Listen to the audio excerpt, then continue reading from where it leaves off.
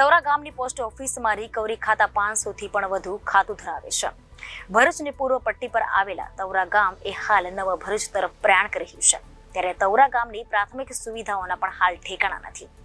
તવરા ગામની વસ્તી 15,000 થી પણ વધુ વસ્તી ધરાવતું ગામ છે, પણ એક પણ પોસ્ટ ઓફિસમાં યોગ્ય ન હોવાના કારણે તવરા ગામના લોકોમાં રોષ જોવા મળી રહ્યો છે. ભરૂચની પૂર્વ પટ્ટી પર આવેલા તવરા ગામ એ હાલ નવા ભરૂચ તરફ પ્રયાણ કરી રહ્યું છે. ત્યારે તવરા ગામની પ્રાથમિક સુવિધાઓના પણ હાલ તો ઠેકાણા નથી.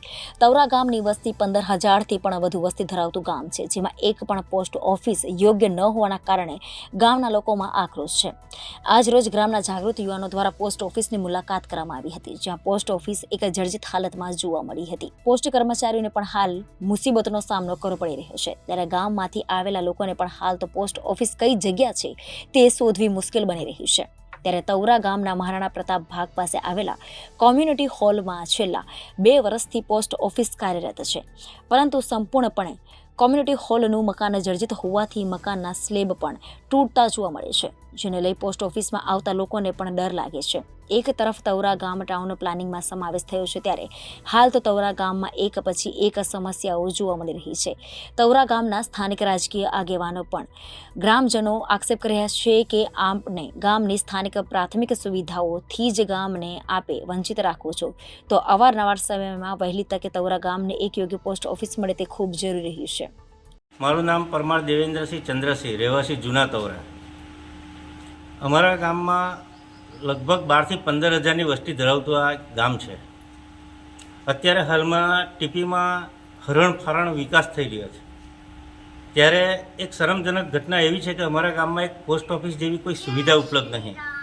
બીજું કે અત્યારે જે પોસ્ટ ઓફિસ હંગામી ધોરણે કોમ્યુનિટી હોલમાં 10x10માં જે જર્જરિત મકાન છે, ક્યારે પડી જશે એ કોઈને ખબર નથી. એવી હાલતમાં ને ગામ લોકોને બી ખબર નથી કે આપણા ગામમાં આવી જગ્યાએ પોસ્ટ ઓફિસ છે, જેથી પોસ્ટ ઓફિસની સેવાથી માનો કે સ્પીડ પોસ્ટ છે, આરપીડીએ છે, કોઈ ટપાલ છે, આવી બધી સેવાઓથી આખું ગામ વંચિત રહે છે અને બાજુના ગામમાં જડેશ્વર સુધી ગામ લોકોને જવું પડે છે.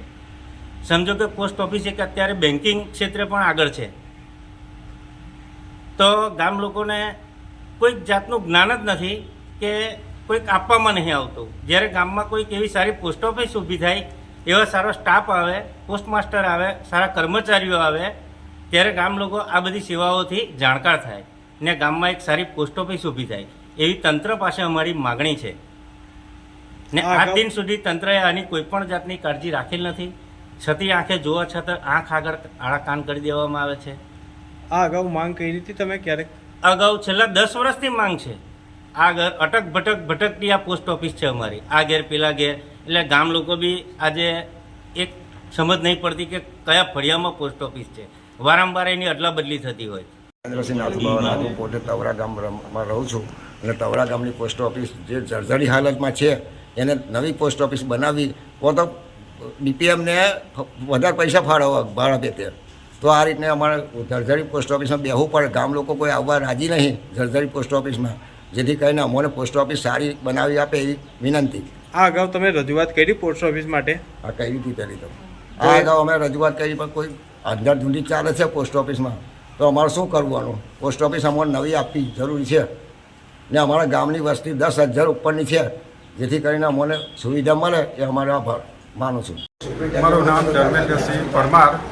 તવરા ગામમાં આવેલી જે પોસ્ટ ઓફિસ છે તે બિલકુલ જર્જરિત હાલતમાં છે.